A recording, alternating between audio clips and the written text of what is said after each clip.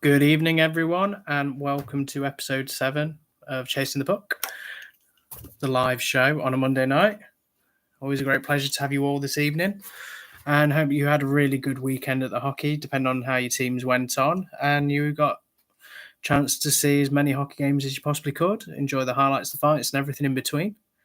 And obviously, hopefully, you had a chance to have a look at the rink tour, officially now live and open, everything like that. Hopefully going to a different rink each week, or maybe go to the same rink, who knows, we'll see. Obviously the chat is open, please send over your questions, your queries, your thoughts and everything, that's always. And then if you haven't already, don't forget to like and subscribe the YouTube channel, the TikTok channel, the Instagram channel, Facebook channel, Twitter channel, and I think that's pretty much all the other channels we've got at the moment. But let's start the proceedings with Friday night's action. So obviously we're going to mix it up a little bit. We're just going to go day by day now. So there's only one game on the Friday, and that was the Cardiff Devils against Fife Flyers. Obviously everyone knows that, Fife, from the last episode when we had conversations about the fixtures, middle of the week, 7-0. Again, 7 goals shipped against the Belfast Giants. Not an ideal situation for them, really. I know, obviously, with the lines that they've got, the injuries that they've currently got, and, people were very much on the bingo card suggestions about being short bench, bus legs, and everything in between, and excuses and stuff like that. So they went to Cardiff. Cardiff, given the circumstance, I know a lot of people made reference in comments towards the 5-5 club, which is obviously scoring 5 past Shano, and I know there's a lot of 5 pass posts been flying around the last couple of days and stuff like that. But, if you look at that game in tangent, Cardiff, you've got to give credit to them. The homecoming weekend for the owners, 10 years, and having them around, seeing some of the footage that people were very kind to send over the pretty much Friday and Sunday, was to see how the owners were actually integrated, having the conversation with the fans, having a bit of a play along, getting the drums, always seeing the owner on the drums. I know some people kind of had some negative thoughts about the owners making such a big song and a dance about them coming over and, being part of the celebrations on the ice and integration. I have no skin in the game, if I'm perfectly honest. Thing is that they come over, they don't come up very often, for everything that they've done for Cardiff, the city, the roster and everything like that. It's their money at the end of the day. It's outside influences. And I think a lot of this episode this week is going to be people looking on the outside in, as opposed to obviously kind of from other areas and other facets, really, more than anything. There's some that's going to be coming through there. But, looking at it, Cardiff 5-2, very good money on that one, to be fair. With the way that Fife have been short bench, and I was very lucky to speak to Stephen and Jordan, both from the Face Off podcast. If you haven't had a listen, give it a listen. It's really, really good, really insightful, those guys, and have a bit of fun and banter.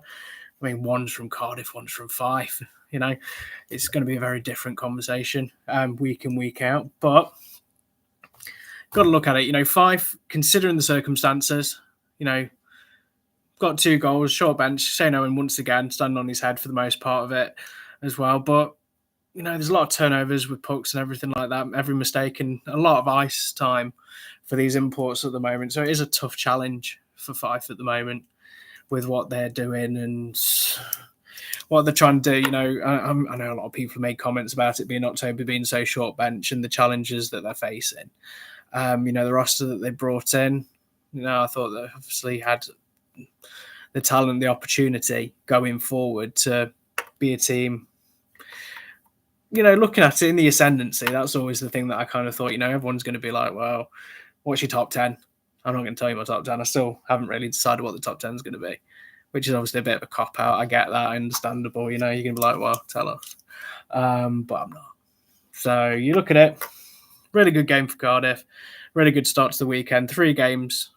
I saw online a lot of people saying it was getting Conti Cup ready, being on charge, standing up, making sure that they had those games there. Obviously, Latau, I think, signing with the injury and everything like that, Ryan, absolutely right. He's someone that, I really enjoyed watching when he was at Sheffield. I know obviously a lot of conversations were made about, what he'd said and, where his position was within his career, but to speak to Tom Coughlin and actually come back and have the opportunity to play one more season, I think, credit to him. A lot of people, with outside jobs, the career that they have and family situations and everything, to play and, to continue just for one little more stint, you can only wish him the best of success, really. And, I'm looking forward to actually seeing him play because he was always a player that I rated. I remember during playoffs when people were kind of saying, oh, he might be Panthers bound. And it was a really, really weird, playoffs is one of those things where it's, rumor mill goes a little bit, it gets a little bit of traction, it gets a little bit of conversations and whatnot. But I think, I feel when he comes back to Sheffield, I feel, he's going to get a hero's welcome, for the time that he had with everyone. And I think that's the thing is, some players come back, they get the pomp and circumstance, and some fans say that they're ex-players, they shouldn't have that moment to do it on the ice before a game. But I'm fully for it. If they say, obviously if he's in the starting six or is on the ice, and if it's puck drop or just mention of the name, I think he'll get a really good reception. His dance skills, I mean, how many times I used that GIF and video when he was at Sheffield. I need to dig that out at some point, especially if they're playing Sheffield in the next couple of weeks, to just bring that, that dancing GIF from during warm-ups. And that's the thing is, characters in the game. There's a lot of things that, when people look at characters within the game, and you think about it, and it's something that's sorely missed. There's a lot of personality. I know I make comments about goalies being unique. To be a goalie, you have to be unique. And personalities, when you see them, really good guys, really good personalities, a little bit of fun, a little bit of excitement. But, just having something like that can just have a bit of a laugh and a joke.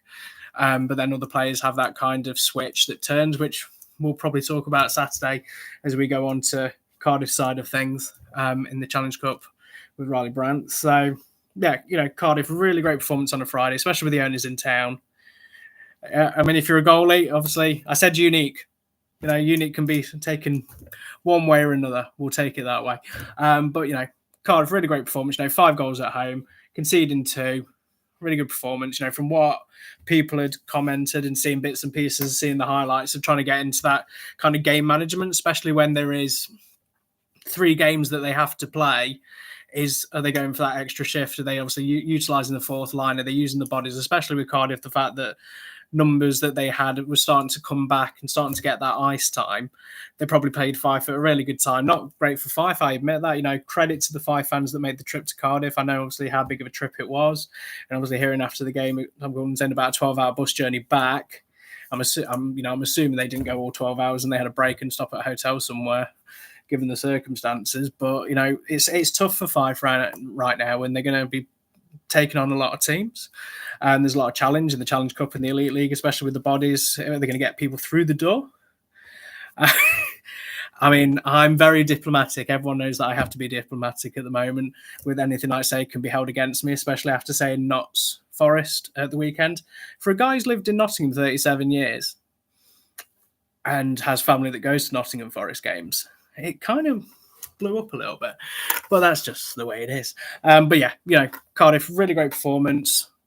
They kind of put themselves in a position where, if they needed to put metal on the gas, they did when they needed to be. But, it's a really tough time for Fife, really. And, you hope they get some injury cover, injuries come back, bodies through the door, utilising the Brit situation with the players that they do have. I mean, I know they've got the kind of Kestrels and, maybe they can utilise some of the teams there to bring some Brits in. Obviously, I don't know the ins and outs of obviously how that implication would be. There's a very lot of talented young Scottish players there. I mean, Solway's got a talented roster there and some very young developing players that in the next couple of years I think will be Elite League bound. But obviously it's a very difficult thing of just trying to get numbers through the door, how much ice time that those players are going to have as well in Fife, especially these games where, if I'm honest, the turnover of pucks, the puck possession that they're going to get, the face-off wins they're going to get, they're going to be under the cosh as often as they can be. But, Will they have the opportunity there? I mean, I'm saying all this, and they could easily. Yes, I called them that. We'll go back to that in a little bit. If you haven't seen the video, it's absolutely fine. But Fife have an opportunity now where they can just be in a position where I still think they'll come good. Obviously the comments that were that the time that they were after Christmas, the run that they were on. It doesn't look great reading right now. Everyone understands that. They played against Cardiff. They've got some very tough teams that they've got to play. Challenge Cup, the group that they've got. We're going to cover the Challenge Cup a little bit later on. Is that, there's no easy games. There's not going to be any respite. There's not going to be in a position there where, teams are going to sense it, the short bodies, and utilise it and try and obviously draw those penalties and try and get as much ice time for the players that are on the ice at that particular time, which obviously would call them an issue, and then wear them down. It's obviously good game management really for the opposition team to know that they're short benched, they've travelled such a long distance, but same home and away. I mean, obviously Laura commenting was a position where she apologised to the fans after the performance against Belfast. Obviously not in a position to being a commentator in the past, you kind of, regardless, if the team's winning, obviously you can laud that up and obviously celebrate the successes. But honestly, as a person who used to do the commentating on the Nottingham Lions a couple of years ago, is when they weren't winning, it was very difficult to obviously keep them morale up and keep obviously utilising the tough points. And now, obviously, credit to where Dylan is at the moment. He's got obviously some really good results every week that they're playing now. So he didn't have the problem I ever did, but credit to him. And that's obviously the situation with Priest. Of course, Anthony's there, and Owen is in a position where he's playing. I mean, a lot of people kind of said on Friday night, would he not make the trip? Would they obviously make some rotation? Would they make any change or anything like that? Because it must be, how many shots they face on any given night. And credit, I've said this, that, the scorelines, what they are, it's not ideal. Of course, it's not. You don't want high scorelines like that. But if you take away the presence and the positioning of someone like Shane Owen, how is that going to be reacted upon for the team? And throwing someone in at the deep end, going in and icing, learning the systems, learning about the players that are around him, and the confidence that's in the building at the moment, you've got to be kind of put themselves in a position that, do you want to drop that and not have Shane in? But obviously this is where the biggest problem is that I've always said about the Minder situation with the import limits and anything like that. Is it's great that they've got the warm up, the ice time and everything like that, but who's going to pull the trigger if a team's losing 5 or 6-0 and they need to make that goalie swap? I've been in positions previously where, been at Panthers games where no matter what's happened, how many goals were conceded or anything like that, they've not pulled the trigger to switch into the young netminder because they don't want to obviously put them into that position. And I get it. These guys, Luca and Matty Bloor, when they were at Panthers, they were there and it could have been 10-12-0. Would they have come on or anything like that? But that's obviously different management, different time. But I've seen Luca and I've seen Matty both at Lions as well. And, really good netminders as well. And the chance, but obviously it's not a position now because Rock's there and Bedno. That's obviously a different conversation. I'm going to go to Panthers in a bit, but that's probably the switch with the, the young Brits goalie situation is, when do you push the button? Is when they're going to get the ice time, when they're getting the opportunity. And it is a tough one. I mean, obviously, Neil, hello. And Diane with Alex at Storm, when he came in last year, a lot of people had some glances at him because the performances that he had that's a name that obviously I kind of, if I'm honest, when I played Eastside Hockey Manager, that was probably the first person I tried to sign. He rejected me flat out, admittedly, but I thought, young age, really good, talented netminder, opportunity to build a team around him when I've obviously played where it is that. But this is probably where they comes in with the GB bit with, Bounds, Whistle. But there is so many young netminders that are on the cusp of something great. And, not just in the Elite League and the National League, I've always said this, that, it's going to be a big bottle pop moment where the replacements and the changes are going to need to be made. And, I'm excited for the future, if I'm honest. I get this. Obviously, there's going to be an influx of people doing it, doing it for the under-20s and, development through the pathways, of course, with the new 6-year plan and everything that's been announced that they've been doing about the mentorship and the coaching to coaching peer, everything. But I've always said this, young netminders are going to get the chance, but going back to the original point with flat five is that where was that opportunity going to be? You look at the swap really with how Clan have done it with Bo and Brian. Opportunities he had a couple of games here or there. That's absolutely fine. It is a tough one because you don't want to hit forward momentum. It must be really difficult as a netminder, really, to you want to get a run of games. You want obviously to try the best positions, situations game wise, because like I said, you look at very quickly. I'll just go into the Steelers situation. They are going to be spoken about later, so just a little bit there. But Marco comes in. His first game, first taste of it, really, after a long run for Greenfield, is against Manchester Storm. People, looked at it and they said, Tony Maroney had the exact same situation, and there was a lot of negativity about his performance on Saturday. I think he did okay, and chances that you go to Storm, you're playing at Storm. It's not going to be an easy game. It's tight. It's the noise, and it's just you can't breathe in there on the ice. Where teams are going to come at you, they're going to come at you fast and hard, and there's obviously not a lot of space to play around. And if you've got a team that can utilize that, it's going to be a pain. And for a first game, credit to him to come through. I thought, I made the assumption that he would be there. I would be in a situation where I thought he was going to be Dundee last week because of obviously the CHL. But, comes through to Storm, Coventry, so and stuff there. Of course, yeah, Steelers have 5 goalies, but no name goalie coach. I mean, looking at it, the experience that they've got with the netminders, it'd be interesting to see how much way and pull that is that, that obviously they're doing Steel Dog training. Are they inviting them over to the Steelers training to do that? But, there's a talented bunch there, really. And obviously having the Brit situation, I thought Curtis would have actually played on Sunday against Solway. I thought that would have been an interesting caveat as well. But, really some talented there. So it'd be interesting to see how that's obviously being utilised, of having those bodies through. Are they discussing it, talking it through together? But this is obviously about the pathway, and everything that's kind of there is that, they've brought these players in now that want to have the opportunity, like Norton and Crow. I mean, to be fair, Norton, the games he's played for Steel Dogs, and then, Crow having the opportunity to be around Greenfield with the import situation, everything like that, is a tough one. But that is kind of gone off a tangent from 5. So that's Friday. So Friday 5-2, Cardiff 5. So going to continue with the league side of things. And for Saturday, obviously before really going through the Guildford game, is we just want to send our best wishes to Jake Kohler.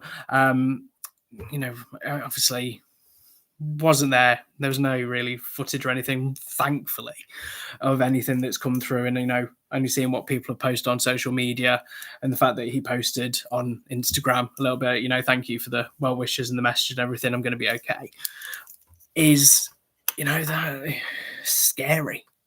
Absolutely scary in the circumstance. Really great guy as well, from what I've heard, and, people talking about it, his time at Devils and then 5. He seemed like a really talented player and skillful, and he's going to be a big miss for Flames, really. And, you never want to be in a situation where something like that happens. And, I'll be honest, I didn't fully know the situation that was happening. I only knew about it later on because as a snapshot, this is probably the best way to look at it, is that I only saw pretty much, was the Flames were in the lead, and then Stars had made the comeback to get it to the shootout stage and win. So, instantly my Twitter brain is thinking, what can we do about dropping the lead? But obviously, someone behind me during the game just mentioned it in passing, speaking to somebody else. So, yes, I was eavesdropping. So, obviously, apologies to them. But obviously, I've heard the full circumstances really about the injuries. And, you think, the facts obviously with the board and everything like that, and teams, how quick and sorted they are with these circumstances to get everything the best possible care, get them on as comfortable as possible. I saw it at Steel Dogs in the season when there was obviously an injury after the fight, how quickly, the people with it that work in that sector with looking after the players, the physios and, the ambulance people and St. John's, everyone there, to see obviously how quick and make sure that he was comfortable and get him off the ice and put everyone in a reassurance and situation. I'd hate to have been there during the game. And I messaged a few people that I know from Guildford, fans wise, just to ask if they were there. They wasn't, but obviously it's that's the hockey community. I after last week's conversations and stuff like that, I've realised, how loving and caring the hockey community is, because there was just so many kind words and, well, a little bit of swearing, but people, obviously sending messages and everything after what we discussed last week, are being kind and courteous. So obviously I didn't say that at the beginning, but just wanted to obviously throw that out there now. Thank you to everyone. I really, really appreciate it. But going back to it is that, you kind of look at it in a circumstance like that, is that, I looked out and made sure that, the Flames guys were all okay, from the fan base, if they were there or anything, to see, because it's just what you do. Everyone wants to watch hockey. No one wants to see any injuries or anything, severity or anything like that, or hear the downside of hockey, on the ice and off the ice, in the stands or anywhere like that. But you look at it, Flames have made the changes that they need to make. They need to obviously put a little bit of adrenaline in the system, with being Walechka out, as well. Is, such a shame, the bodies that they've got in the building. I remember the first couple of episodes, really, is that, they were kind of one of the teams that I said, watch out and look out for. They're fast, they're skillful, they've got a bit of bite. The net minding situation's really, really good. And they needed a shot in the arm. They needed to make a change within the ideals of what they needed to do, and bring right players in. I know obviously people made references to that it is another ex-Belfast Giants player that they brought in. And at the end of the day, if you've got a market of someone who's played at that high standard, knows the league, and is able to come in and fit right in, obviously, if there's any Belfast fans in the chat that, know them a lot better than me, please obviously pop it in the chat. That'll be absolutely perfect. But, having Brown as well in Norris, and having those players that have worked under Adam Keefe, and having that excitement, that pressure in that fan base of playing in a big building night after night after night, is that, to bring somebody in. This is the thing, in October, to bring someone in, there's obviously, work commitments, time commitments, and there's so many variables. Maybe they didn't want to play and they wanted a year out, and then the right offer comes in. But it's very difficult to find a player of top caliber so late in the season, because everyone's kind of been snapped up. To make chops and changes coming through a team where, you can't wait 2 or 3 games. You want someone to come and make an instant impact. And, if that's defensively or offensively or as a netminder, it's not about fickleness. It's about, it's a result business at the end of the day, is that, you want to bring people in that will come in, do a job, integrate to the team, understand the systems, understand the coaching. And, just like, Jerome coming in, how many points he's got for the Flames since he's made his appearances and debut. And people already have messaged to comment and say, are you doing the player of the month for October? And I've said, yes, I am. Have kind of put that down as like a marker already, as saying that, that's probably someone that you need to put down for player of the month. If you're going to do it without the voting system, he might be your candidate. But that's the thing, is that there's a lot of players that are kind of hitting the ascendancy quite quickly. And Neil, I know obviously you being in the chat is always a good one. So if it just didn't work out for them, this is obviously a second chance. They know the league, they know the performances, they know the teams that are around them. Of course, everything's changed and everything's kind of just gone up in the air with the kind of performances and differences in teams, of course. But, to come in, make an appearance, do that, it's on the right direction. And to be fair, Fife have done that in the past. Flames have done it as well. Changes middle of the season can completely galvanise the way it is, and the results business side of things is, to be fair, if you look at Storm as well with Morrow, he's kind of come back and look at the performances that they did. But yeah, Flames I'm not really going to look into that one and say, well, given the circumstance of the way that the game management needed to be, being in the Ascensi with the scoreline that it was against Dundee, even if you take away bus legs and everything, bits and pieces and different fixtures and playing a game, Dundee chipped away, came back at it. Credit to them. Obviously, it's a variable. Is that you don't want to rest on the injury that happened to mindsets and everything. So it's really unfair to kind of point that situation.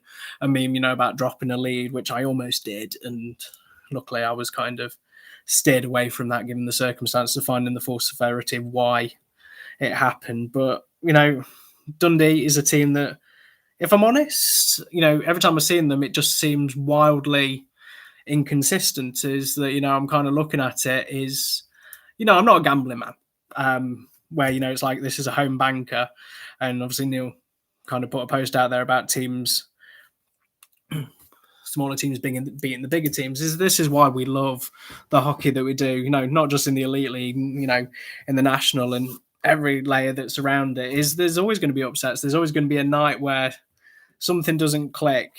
Penalties kind of get taken, the face-off violations hit hard and hit constantly, and there's just stop, which kind of goes into what we'll be talking about in a little bit later. Is you're kind of in that position where it's all right. It's all right on the night.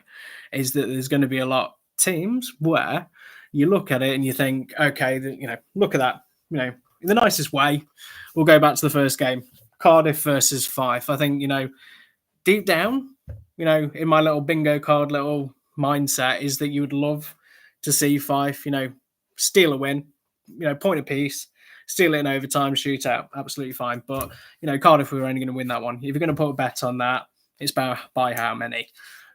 Guildford, Dundee, you kind of look at it from a high scoring point of view, that could have obviously been something that you would have looked at and thought, okay, that I can probably point that in the realms of possibility. But if someone said to me with an absolute certainty, who would you put money on to win that game?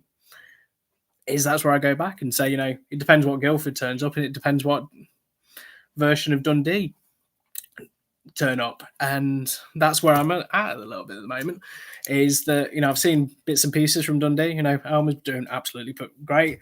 Flames have got a couple of players that are just obviously hitting the ground running, but it depends on which night that you're facing them, that they have been wildly inconsistent. And when you have that in a situation, is they're going to be in the middle of the road table-wise, which I think is absolutely fine given the circumstances. There's not going to be any mind the gaps or anything from Guildford this year, unfortunately.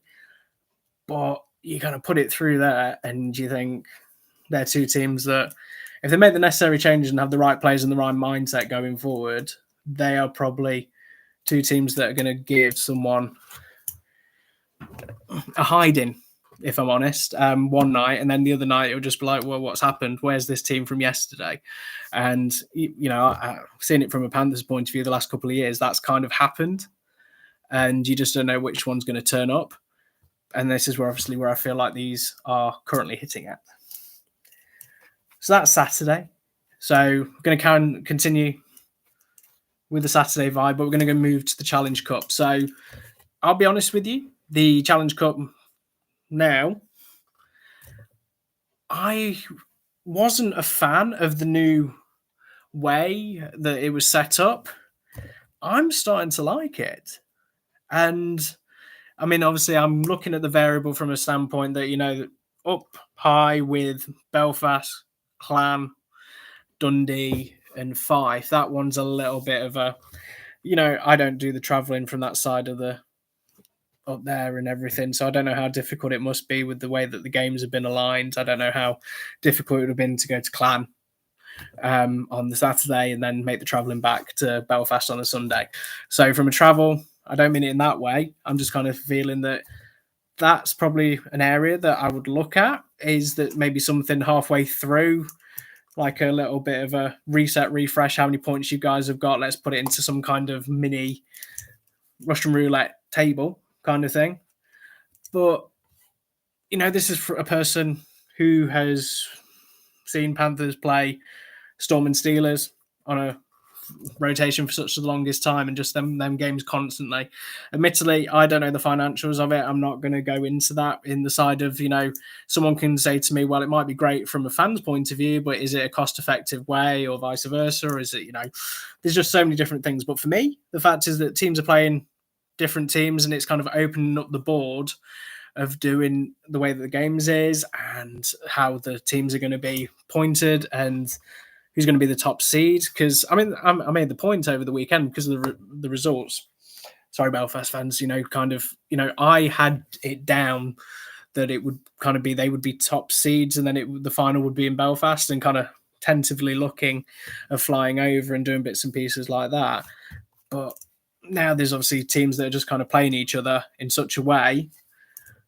I'm looking at it thinking, where's it going to go? How's it going to finish? How's everything going to look like? Who's going to get that seed to go through to the semis? And then obviously the fixtures that's going to happen this way and breaking down. But it's kind of put a shot in the arm, the way that the league's going. I mean, admittedly, me trying to work out who's playing Challenge Cup and who's playing Elite League in the evening is quite funny because I keep obviously trying to make graphics and stuff like that. And how many times I've put down that teams playing in the Challenge Cup when they're playing the Elite League and stuff like that. But it's until November, and then obviously things chop and change. It makes life a bit easier for me.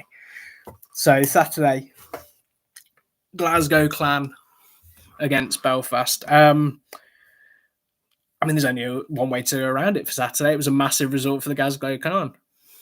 And I don't normally say that. Obviously, Clan and massive never really go together, does it? But, Belfast, travel, absolutely fine. They've been playing really, really well. I've been very impressed with Belfast so far this season. And, offensively, defensively. And, thing is, if you look at September, there was obviously 2 forwards, there was 2 D-men, and then there was netminders, all the way through that people were looking at, and coach of the month as well. And you look at it and you think, I think a lot of people kind of look at that one of, if you look at it, that game, that week, even the weekend as a whole really, is you're playing against a Corey Nielsen team in the Challenge Cup with his history and the way he sets the stall out and is getting the players working. See, this is the thing, first weekend, we had a little bit of fun with the clan-based meltdown and stuff like that, is they've been quietly going about their business now. And they've been picking up results. They're playing the right way. I've heard that Herd is good and Sideroff as well. I had to get a Herd in joke. It's absolutely fine. But, they've recruited well. Cade's obviously making his American adventure now and chopping it, changing, a few injuries there. Gary Hayden's Gary Hayden, of course. But you look at it, he did, yes. No, I heard, I heard, you heard, everyone heard that he got kicked out last night. Do appreciate, obviously, people pointing that one out for the bingo card because I completely missed it, if I'm honest. But, for a 3-1 win, against a team that is of the caliber of Belfast, that have recruited well and put themselves in a position for, I go back to what Adam Keefe said. He's put himself, didn't like the results that happened the previous season. Sorry, I keep going backwards and forwards in time, like Doc Drew tonight. But, he's kind of brought in that mentality now that they need to win. They need to put results on the table and that winning mentality. And, you can only look at the videos that, we posted that were very kindly shared to us. And the attendances, it's feeling a little bit like a really good atmosphere in Belfast, and it's somewhere I really want to go again and enjoy the festivities and have a few Guinnesses with a few old friends. But, Clan, let's not take it away from Clan. Really great performance. A massive weekend for them. And I think, their fans being as happy as they are with the 3-point weekend, credit to them. So I'm obviously going to keep with Saturday. So I will come back to the Clan. It gives us a chance, obviously, to dilute and digest. So, Nottingham, the very first 2024-2025 season ring tour ended up in Nottingham. So if everyone doesn't know, if you didn't see it, obviously the videos are on our social media, is that, people have been very forthright in their opinions about where I record and what content that I bring you. So we've decided to do the rink tour. So obviously we put on our social medias which rinks you want us to go to, where you want us to visit, ideas so we can kind of gauge it and speak to the clubs to try and organise something or kind of put something in the mind of saying we're going to be there, is that okay? Because obviously there's a lot of red tape that people have to go through with, because in the nicest way, I'm not recording the game live, but I'm kind of proactively trying to record it. I'm looking through the lens a lot, so it's kind of trying to find a fair agreement between the teams that allow it to do. So yeah, Nottingham, lovely city. Fact that I'm recording live from Nottingham because I live here is the irony, is the joke, because everyone kept saying that we're going to be in Altrincham on Saturday. And surprise, we almost went to Coventry on Sunday, but I thought that was a little bit too much for one tour today. But yeah, it was really good. It was quite fun. Won't lie. The Robin Hood statue was hilarious. There was a lot of tourists there. So to get an opportunity to get a 30-second video of me talking to the camera, obviously very lucky I had a glamorous assistant to take videos for me on the day. She's probably in the chat, so we've got to be nice. But yeah, that was the thing. It was really fun to go around somewhere that, I've gone past as a baby, a toddler, a teenager, and nearly 40-year-old man. But it was fun. It was, the thing is, the fact is that I was able to pretty much is that, Notts County, Notts Forest, Nottingham Forest, that's the thing, is, I played at the City Ground. I played at Meadow Lane. My nephew's a season ticket holder at the City Ground. He's played there. He's played, the academy games and everything. Was it a fraudulent slip, or was it something that I thought, nudge, nudge, wink, wink, pretend that I've not been in Nottingham? I'll be honest, it was just a case that, we had to pretend that I was a stranger in a strange town. But I'm not really. The best one was when some people were talking about the Galleries of Justice, about that the hangings were done inside the building. And for someone who has gone to probably 7 or 8 ghost walks there and frequents that place quite a lot for the paranormal, who are you going to call and all that, is when people were trying to correct me saying that they didn't hang people outside in the street. It's just, it's a little bit fun. It's about educational. I could have really gone through the lace stuff. I could have gone through Nottingham Castle, being a country estate because it was burnt down or anything like that. Snottingham, of course, we could have done that because obviously the original name. Robin Hood, Robin of Locksley, I get that. That was a little bit of a tongue-in-cheek side of thing. Unfortunately, given the circumstances, we probably wanted to do a bit more in Nottingham recording-wise, but given the circumstances, the way that the traffic situation was with Maid Marian Way, and to be fair, we're not a travel program. I'd love to do a travel program, try foods and drinks from different cultures and everything like that. So watch this space, that might happen. But it was all about the hockey, and of course Nottingham Panthers against Cardiff.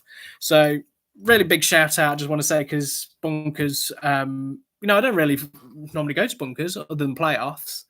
Is the staff were be kind and courteous.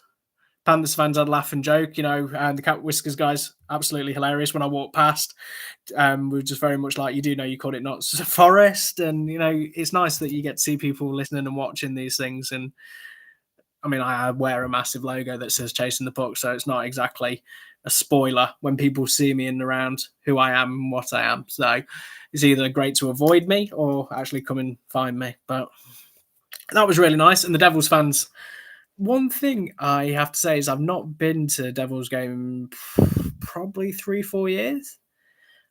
I miss, I really want to go to Cardiff again. The kindness and the laughs and jokes that we had before the game on superhero night. Of course, what a night. If you didn't know, and completely out of context, seeing some of the stuff that I saw was absolutely hilarious, and costume wise, and you kind of think, could I get away with it? And I didn't do the joke this year. I know normally when it's the superhero night, I do the joke where it's, have you ever seen Only Fools and Horses? where obviously Del Boy's Batman and Robin, and they're running through. And then, of course, later on, that it turns out to be a funeral and stuff like that. People walking in late and saying people walking into the motor point when the team's 3 or 4 nil down, but they're dressed up as superheroes. I didn't do the jokes this year. Very disappointed in myself that I forgot. But I had to do the ringtone. But Soulbox, Omar was there as well. I think one thing that I'll probably say that Nottingham have done really, really well is having these pre-show that they kind of brought in, having, Ken's Ken. I mean, how many videos I got of Ken dancing and just utilising and galvanising and just living his best life, really. Oh, was it? So it was the music in Soulbox that day. So did they? Okay. So let's not disregard that wee bit. But if this, obviously, it's still great that they're utilising and bringing it in. The post game stuff as well with the sponsorship as well.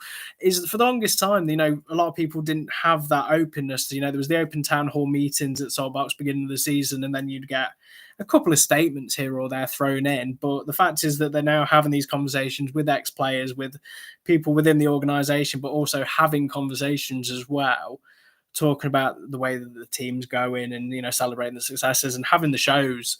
I mean, one thing obviously picking up now that I was going to cover in a bit, but is that, the openness now and the when you go through Nottingham, there was a time where it was like, here's Nottingham Forest, here's Notts County, here's the cricket. Obviously, if it's T20 or anything like that, Trent Bridge, if it's any of the internationals and England are there, the women and the men's.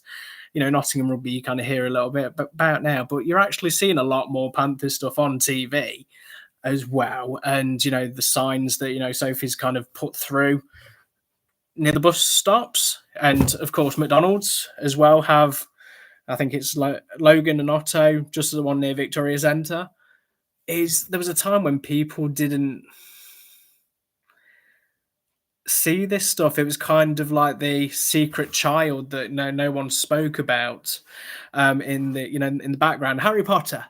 It was like Harry Potter under the stairs. No one really mentioned the Panthers for a period of time, but now you're starting to see it. I mean, John Lewis. I mean, I don't know if it's fully sold out yet. Is obviously, yeah, absolutely. Great minds think alike. Depending on the delay, either I've stole that or we said it at the same time. Is, those Nottingham Panthers jackets they've either sold out or they're in a position where there was not many in stock left because, how many people I saw at the arena with one of those jackets, but how many people on social media are like, we need those jackets. When are you going to get those jackets? How much are those jackets? I need a jacket. I said a lot of jackets there, if I'm honest. But yeah, I mean, the thing is that, sometimes when people look at merchandise, I wear a lot of cross-check clothing because, great fit. Also, it's hockey related and it's obviously not branding because I can't wear branding at work. But when you find something that you like and have those designs, I mean, I remember a time when Panthers posted a Halloween t-shirt and they didn't have ice hockey sticks. They had hockey sticks, the ones that look like bananas, that are twisty. I mean, that's probably not the technical term for hockey sticks. Ball hockey variation, maybe. I don't actually know. But anyway, I digress. But yeah, they put the wrong sticks on the photo, on the t-shirts. Everyone, big laugh, bit joke. But now they've obviously invested in bringing the right kind of properties that it is.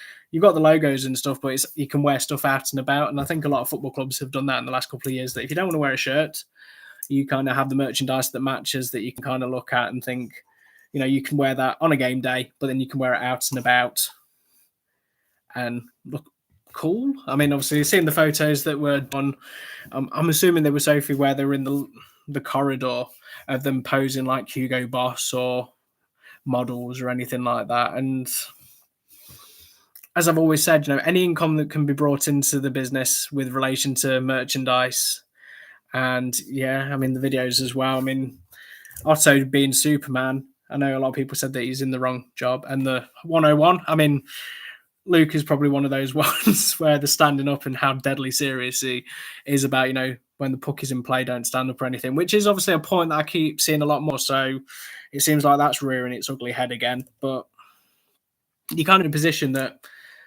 you want people new in the building that have never been before. But, people can drink, that's one thing that obviously sells it to them, because obviously with the football you can drink, but you can't take it to the seats. That kind of is a night out, especially now we're coming up to the time when a lot of people are looking at socially. If they're not doing the sweet side of things, they're obviously going to be sitting down as a group, and there's going to be a lot more, chomping a bit for a fight, a little bit of action, and of course, standing up and not knowing the rules and regulation, the ins and outs and stuff like that. God help the people that need to sit next to me, especially with me recording and stuff like that, and think what's going on. But game-wise, let's have a look at that. I mean, you're thinking that was just obviously a loving about the Panthers outside the ice, but inside, really great performance. Opening salvo, 2 goals, very quick succession. Place was rocking. Credit to the Devils fans as well, making the noise in the corner. And then, you look at it very early on, the penalty kill has been absolutely great for the Panthers as well, and their management, and there is probably a little bit there. If I'm honest, I've had a look at it, and obviously Sam Hare's there, Afaro, Grandos, really great players. But one thing that I really enjoyed watching was Matt Spencer and Tets as well, playing it like a string with Riley Brandt, is that you could see, from the bench point of view, the players, with the face-offs being constantly stop in the entire game. You could see that, it was kind of being played into, where you could see that, the players were getting irked and irate and playing the circumstances. And if you've seen the videos or anything like that, Riley Brandt taking the penalty the way he did, and the way that the game turned, is, from a spectacle point of view, it was actually a really interesting one to see, because I've been in those in-game situations watching it, where you kind of like, okay, this is great, but when's it going to come up all unglued? And we've seen it, we've been there. It's kind of been in a situation where there's a lot of bits and pieces and everything that you look through the game, and the way that Panthers played, in their zone, offensively, defensively, and not taking the silly penalties, and the game management, Danny Stewart's mentality, which is funny. Obviously a lot of people were like, Danny Stewart out, get these players back on the plane during playoffs after 1 or 2 results not going their way. Now he's obviously integrated the systems. He's been tough to beat, and then even, obviously against Steelers is the variable in this conversation, and then you look at it and you think, okay, there's been a position where they would concede, and then it would call them all become unglued. So you'd be in a position that, the 1 goal goes into 2, and then there's the equaliser. There's, the position where it's kind of, silly penalties are taken, shapes all gone, and putting themselves in a really bad situation where they've took, a victory for, getting a defeat from the jaws of victory. But this Panthers this year, the penalty kill, absolutely fine. Completely agree. Has been dominant. If I can say the word, I almost said dominoes then. Must be hungry. Obviously, other pizzas are available. Not just Domino's, Pizza Hut, Papa John's, and who else might be. I think that's all the major pizza people. But anyway, yes. You kind of do that, where, if Domino's sponsored Nottingham Panthers, maybe I'm putting that in the ether and throwing it out there. But Devils scored. Bernard stands on his head. Performances wise, he's been absolutely brilliant. I know a couple of people said that they would have loved to have had him and snapped him up when they did. So Nottingham to get him the way they did, and Rock coming in, and we've gone through the side of that conversation before, but actually seeing him live and, watching his movement and watching his positioning, and if I'm honest, his personality as well, because there was obviously a really key area where, Cardiff were kind of piling that pressure on and were just in his face, kind of just trying to get any edge that they could. And he didn't back down in the nicest way. He was just there. Position-wise, you just look at him and you think, I would be the one that I would want on a fantasy team. There we go. So that's thing, Hunter. Given the circumstances, I hope he's okay. you look at it and you think the injury that he sustained, and will he come over, and how's that going to look and integrate into the sides of coming in, and the relationships that have already been made, bought, and coming in so late. I mean, going back to the earlier conversation, bringing somebody in, because this is the thing is, you look at the talent pool and what you can bring in. This is obviously someone that they've already got signed. They're going to bring in, integrate, put him through. He's being in October. I mean, how's that going to look? What injury did he sustain? How's he going to fit into that group and come back? It's a tough one, but credit where credit's due. So far, Panthers have had some really, really good performances, and it's not just the victories as well. You look at the Fife victory as well. There's certain circumstances that from a previous Panthers side and a previous team ideology was that they would concede one, very quickly concede two, heads would be dropping, and everything would be in a position where you'd look at it and you think, okay, this is going to be another one. And this isn't me just going, well, this is completely different. It's that if you look at this moment in time in a little snapshot of everything they've done home and away, the victories and the defeats, is there's been a certainty to them that they've got a plan. They've got their systems worked and well drilled. They're hard to beat. They're not a pushover. That's something that I've always said in the last couple of years, that, where's the fighter side of things? Where's something gone if it got tough and there's a couple of goons that have just rallied to them or pushed? I mean, if you look at that, Sam Herr, credit as a captain's job, there's a couple, obviously, bits and pieces that he's done the last couple of weeks where, people have tried to grab and stuff like that. And he's a big lad. And there's backup and there's support, and that unity is now showing through. Cardiff, credit to them, 3 games in 3 days. They brought it, obviously got a comeback, tried to push for it to the end. But, everyone was saying about the bus being late as well.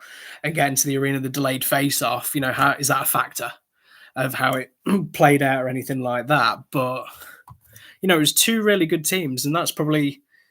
It's one of the games that I always like going to, Nottingham versus Cardiff, because, it's 2 teams that play in a certain way. There's always a bit of excitement. There's a bit of fireworks. And I don't think I've ever seen a dull one. I mean, correct me if I'm wrong if you have seen ones that have just been drab and boring. But for me, I always feel like it's one that I kind of look on the calendar and go, yeah, I really need to go to a Panthers versus Devil game. It's a bit of fun. There's always a bit of drama. There's, coach meltdowns, player meltdowns, fights, scuffles, and there's always a little bit of drama. So that is Saturday, bar 1 game, and that is Manchester Storm versus the Sheffield Steelers. So I know we covered a little bit about the goalkeeping situation, that Greenfield needed a bit of a rest with it as well. It's a very difficult rink to play. I know that Storm have not had the greatest starts at their own rink. Way's been a little bit of a better consistency as well. But I think, obviously, because time, and we'll obviously go to the Sunday games as well, is one thing that obviously I found funny with what people were telling me was the goal situation in overtime. So celebration, I've seen the video. We posted the video about the goalie interference. A lot of people have looked at that a different way. But finding out that, with the review of the challenge and everything and the celebrations that was happening, that they're trying to get on the on-ice presentation stuff, after the game, they were kind of in that mindset that the game was done, the game was over, and in a position where you just think, okay, you want to pay for this in the situation that you want it to be disallowed. And I know, obviously, Storm got the win in shutout, on the shootout side of things, and credit to them, really, is, they needed that kind of win. It's a very difficult one, because one thing that I always say about the Storm versus Steelers games is that in Sheffield at the Utilita, we've seen some games where they've just gone really high scoring, and, the ice, and I mean, it's a variable because obviously you look at the way that Steelers were last season. But when you watch a Storm game, it's a very tough rink, really, because obviously the way that Aaron Fox wants the team to play, the freedom, the flexibility, and the passing they want to do, it's very constricted, it's very consigned. And obviously hearing the bits and pieces about people not smashing the glass, but, really, it's an environment, especially with people being around the plexi, where when it's going wrong or anything like that, you can just be a little bit like, it's going to be a tough night at the office. But, a lot of goals, a lot of excitement, not many fights, not really pushing and shoving. It's not like the days of where within 30 seconds someone's turtling Davy Phillips at the Storm shelter. But credit to Storm, Steelers get the point, especially after the toughness that they've had with the CHL and the form and the fixtures and everything they've got. So they're probably happy with that. Overtime situation, it's a tough one. Taking a too many men penalty straight after as well, and then shootout. It's a lottery, Baumas and a couple of players that take the penalty shots for Steelers. Storm as well with the Coventry game that they had a couple of weeks ago.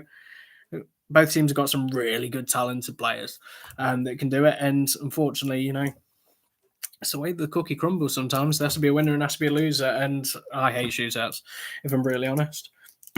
So Sunday, let's Challenge Cup continue with that. And Belfast Giants versus Glasgow Clan. I mean, that was a weird game because, I was kind of waiting. When you kind of put yourself in a position where you're tentatively waiting, depending on what happens to the game, to post something.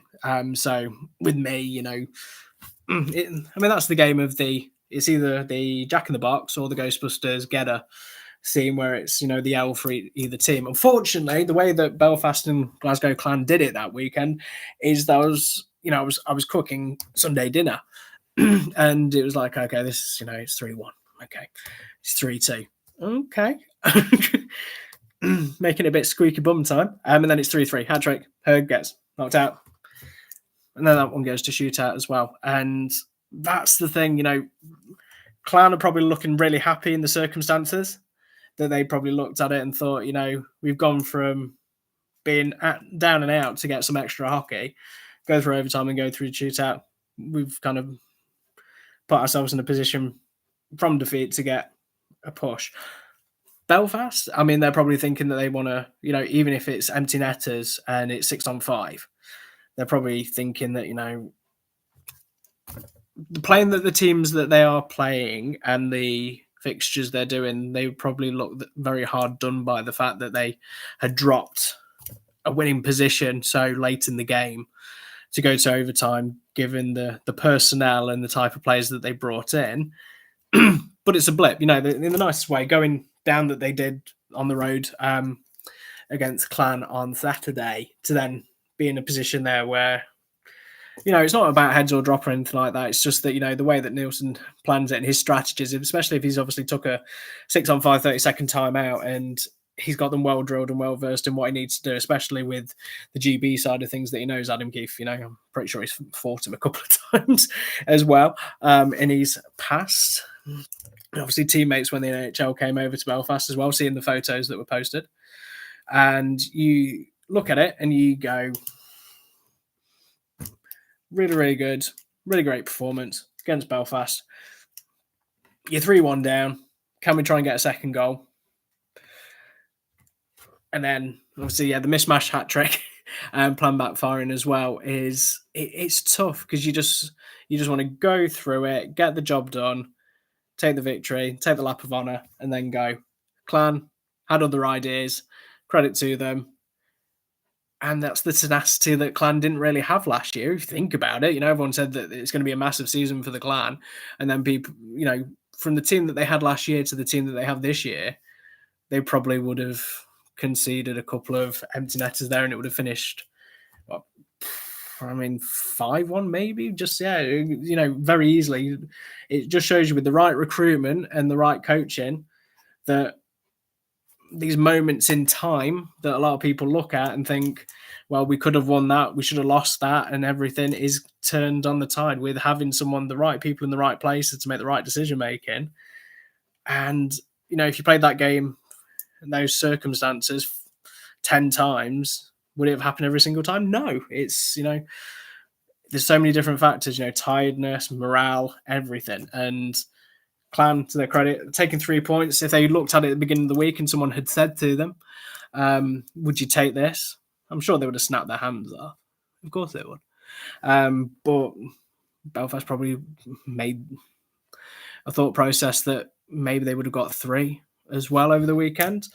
You know, but this is probably the difference between the teams at the lower end and the higher end is that, who's the most disappointed with that. We'll see, because 2 for 2, 4-point weekend. I'm sure Belfast would have won that. But we're Clan thinking, well, we can steal 4 points here, but we've got 3. Let's build upon it. And of course, it's going to be a really good game at the weekend. And then that's going to be a really big battle. And that's something that we'll be happy to look forward and see. So that's Sunday there.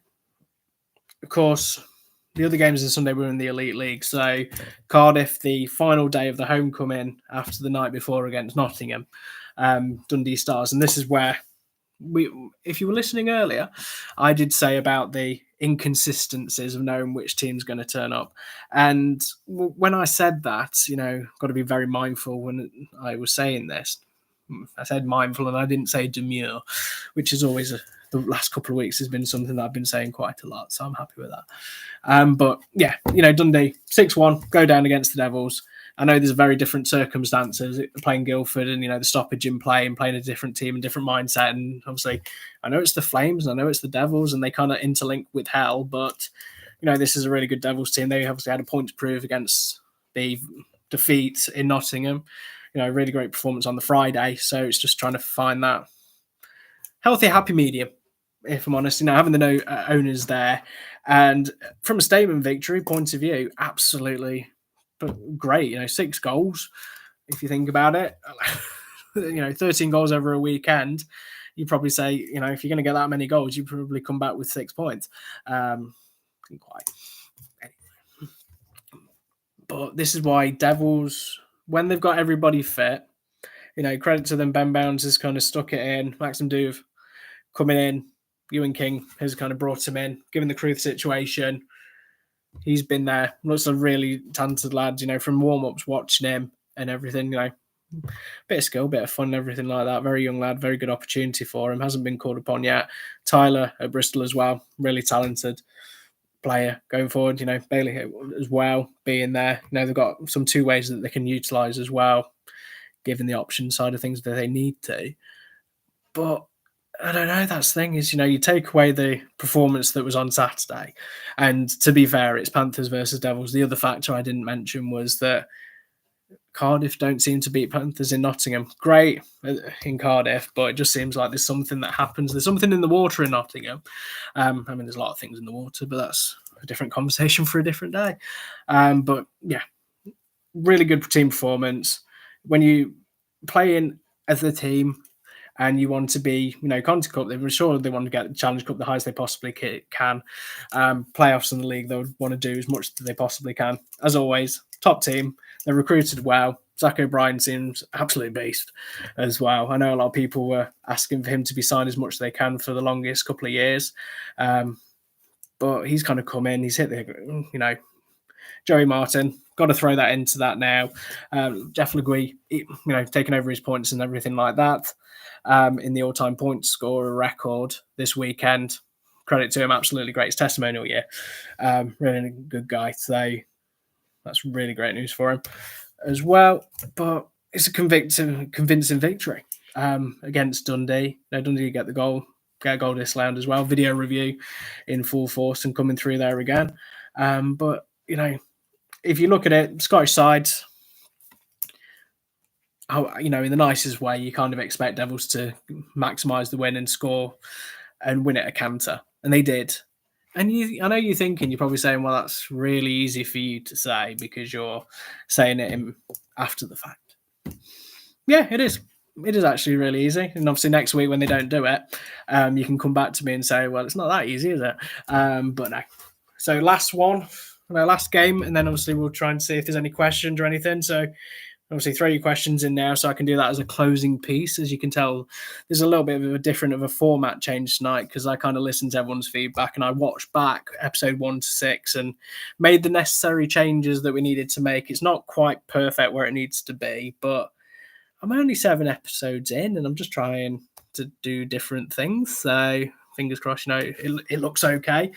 Obviously, if you want to replace the host, I'm sure we can find someone. I can't see where Binks is, so he's probably better than me at hosting. So Sunday, last game is Coventry Blaze versus Sheffield Steelers. So I know there's a little bit of comments in the chat with relation to the CHL. Obviously, it's a really, really important week for the Steelers that, if they win, they would be the team after the Panthers of getting into the next stage of the CHL. No situation where that you look at it and you think, I always say, from this is it good for British hockey that they get to the next round? And yes, it is. And obviously, I know that people will say that there's probably a reason why I have to hope that the Steelers win, because obviously, happy house, happy wife, happy life, of course. But we've seen the connotations and everything like that, and the permutations of what needs to happen on Wednesday, and it's a performance where that I think a lot of people are going to be watching for good and bad reasons to see what exactly happens. But it's going to be a full house and it's going to be an atmosphere. I'm sure Steelers have probably posted while we've been talking about tickets being available for the CHL game, because it's going to be a big night. I think a lot of people are going to be tuning in. But Sunday. So before we go into the game side of things, is if anyone has seen social media, the reaction of certain people over a weekend for the Steelers performances. So I get that, from last season, it was the road blokes, it was the orange bastards. It was, didn't lose 2 in a row, Sheffield Steelers, and everyone was just, from a social media point of view, you couldn't really say anything negative because they just, were scoring, they were clean sheeting, they were, I almost said something else then. And they were in a position where that, every week it was just they ground and they found a way to win. They, players from top to bottom were just performing really, really well. So this was probably the first weekend where people had that kind of get it at the system side of things. And I know on social media, a lot of people, there's been two sides of the coin where some people have been, ranting and raving that you're thinking, what have they been drinking tonight, about the kind of slagging certain players off, and how much credit in the bank is there from last year's Grand Slam that if they make individual performances this season, do you look away and say, well, they did this last year, why are they not doing that? But there's changes of new bodies and new personnel as well. And, there's people been defending, of course they have, but in the nicest way, it's October. They've been playing high octane, high end hockey in the Champions Hockey League, and the expectation. But this is the thing I will say, is that last year, Steelers had the number of every team pretty much in the league. So they have got the target on the back. And, it's a very cliche thing to say by saying, well, obviously they're playing in 4 competitions. They are the reigning champions. They're, everything's reset. So you're kind of in a position. But you've got to imagine for a team like the Coventry Blaze, like the Panthers, Devils or everything like that, the way that they've recruited this year is on the back of the performances and the levels, the high levels. And even Belfast as well, they knew they had to recruit right and get the bodies in the door to not get to the level that Steelers were last year, but to surpass them. So any time that they can get a small victory or be in a position where, Coventry, did I say they were going to finish 10th this year? I thought they were going to struggle. Didn't think they were going to finish 10th. But from a recruitment wise, Kevin Moore has been absolutely brilliant bringing these young players in and the talent that he's got. And I think a lot of people need to eat some humble pie. But it's only October, so I'm just going to keep saying that. Where they're doing really, really well. And for a team, for that youthfulness, and, people are going to say about the major penalty from Watling and, the 5-minute power play and the strength, but you can pinpoint little moments in time during this game. But I'm going to say something that's the old adage and say, 60 minutes of hockey. Is that how good are you in those 60 minutes of hockey? And, making your counts hit and your shots go in. That's the thing. But cannot take away the way that Coventry played well, and Storm over the weekend. You only can play the teams that are playing in front of you. And I think a lot of teams like Storm and Blaze did this weekend put a little bit of extra petrol in the tank, knowing that they were playing in a high-octane team that's playing so well in the Champions Hockey League. Yes, of course, there's obviously a lot of bits and pieces that people will say about that they're not, perform to the levels they did last season. These people are not clicking the power plays and everything, and I've seen them all. But the fact is that this is a team that we could be easily looking at Wednesday from Thursday. Just there's going to be a lot of pomp and circumstances about being in the last 16 Champions Hockey League team as well. But you also look at it and you think they've not really played that many games in the league in the Challenge Cup, and you see the league table being posted today. You see the goal scorers, the assists, of course, with Robert Dowd now equaling Colin Shields. Not that I had a graphic pretty much ready, just in case as soon as he surpassed, and it's not in my draft files, just in case that happens anytime soon. But it's a really talented group. They've are in a position. Same with Belfast last year. I mean, you look at it and you think. I mean, I was supporting them in their CHL games. Unfortunately, I didn't get a chance to go last season when they were playing in the games. But what an atmosphere! There's away days and everything like that. And that's the thing. If all 10 teams, if what happens this season and the CHL is covered by not a Belfast, not a Steelers, and like Devils, Panthers, whoever, I would still want to go to those games, still enjoy those games because you're playing teams that. I mean, I was looking at the stats and everything. You're looking at their history of the players, the finances of said players, of the money, and you're thinking, it's almost like a version of real life video games. Is the type of players that you're playing around Europe. And this is just not this year. This is, every year. You're just kind of thinking that I don't like the old adage men versus boys because it's not, but it's where you got people that are coming through a system that have played at the highest level and now playing there. And, everyone's kind of already written off those British teams. I have to say British teams is that they're already written off. As soon as the draw's made, as soon as everything's kind of done, everyone's written off and just saying, pat on the back, thanks for coming, little buddy, have fun, we'll see you for a couple of weeks and then you'll fade away and we'll not see you again. And we're on an island, we're here, I get that we're not the Maple Leafs, we're not all teams throughout Europe that obviously these big names, and I've been there where you think we're on the background of where hockey is compared to other countries where you kind of see people that just fully embrace it, fully love it in the majority. Please don't get me wrong, the people fully embrace it here, but we're in the minority. But when you see that and the money that comes in, the circumstances, the type of players that can be attracted, to see a team that have just not made up the numbers, not just this year, but other years where have actually punched above their weight, given a few nosebleeds to some of the European teams and having an opportunity at the highest stage, all for it, absolutely fine. But, for a weekend from Steelers, are they happy that they obviously only got the 1 point out of 4? No, of course they're not. But the reaction, I, as someone who has seen Panthers for the longest time, and their reactions to 0 point weekends, 1 point weekends, and pitchforks and going after them, demanding statements and all whatnot, it was very weird to see that Sheffield fans were doing it. And, seeing people within the ascendancy, within the club and people within the community, telling people to take a chill pill, it's not, it's a situation that if, the 5-minute major doesn't happen, the game very differently, but not to take away the way Blade played and the way that Storm played during that weekend. But, there's probably a situation where, people are looking at the power plays and the percentages and, really great that we can get the stats online quite quickly and quite eloquently on social media, which is always good. But then people kind of take that at face value to such a degree where, 1 week you're looking at stats and you're playing Panthers and it's a streak, 20-0, and then people are then getting mixed up and thinking it's 20-0 for power plays as well. And, absolutely right. Everyone has good and bad days, not just in hockey, in life, of course, completely understand that.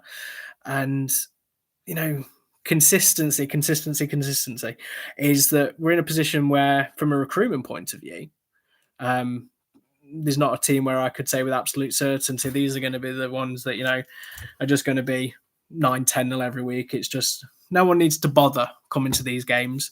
This team's going to win so and so, scoreline and a tangent as anything like that. And that's why we love the sport, because, in the nicest way, Belfast fans, I'm sure they didn't rock up, the Conor McGregor swagger to both games on the Saturday and Sunday thinking that we're going to win.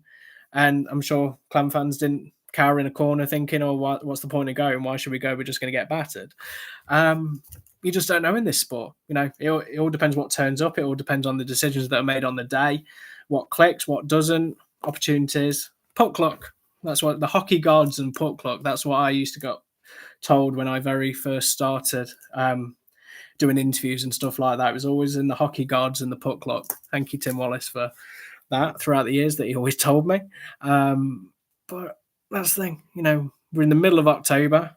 It's coming through where teams are playing really well in the Challenge Cup. It's going to be interesting to see where they all fall through. There's not going to be, I'm feeling like no one's going to get interviewed in April during the playoffs and during the league and the Challenge Cup finals and saying, on the 14th of October, we just knew we were going to win this, this, and this. It just knew, we clicked. The penny dropped.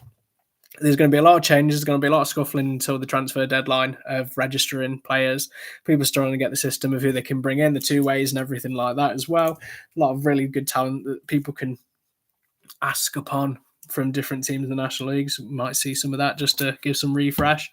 With Finley being at the Steel Dogs as well, going in the CHL, and Tremblay and everything. And obviously Panthers as well. I've got a couple that can bring Barrowley as well, and Brown. And Zaid McKenzie as well, doing absolutely brilliant at Blaze as well, and Brindley Caps. But that's another week of hockey. That's the games and everything like that, and just a little bits in between. Can confirm that there will be some more rink tours this month. Keep an eye on the socials. I'm sure they will be revealed with some really poorly done puns and some clues that I'm probably going to try and work out that are really bad, and you're going to be like, well, this makes no sense. But if you don't try, you don't do it. But as always, thank you very much for taking the time to listen and enjoy. Don't forget to like and subscribe if you haven't already. If you are on Instagram and you don't follow us, maybe now's the time to follow us. If you're on Facebook and you don't follow us, this might be the time now to follow us. If you're on Twitter, this might be the time to follow us. And also, if you're on TikTok, it's fun. Won't lie. I have been very apprehensive for TikTok for the longest time, and now I am absolutely enjoying it. So thank you for everyone who's liked and subscribed on TikTok. If you haven't already, you know the drill. But all being well, keep an eye on our socials. There'll be some videos, there'll be some funny bits, some clips and whatnot throughout the week.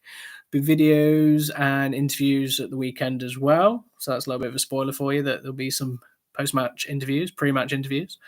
And all being well, enjoy your week of hockey.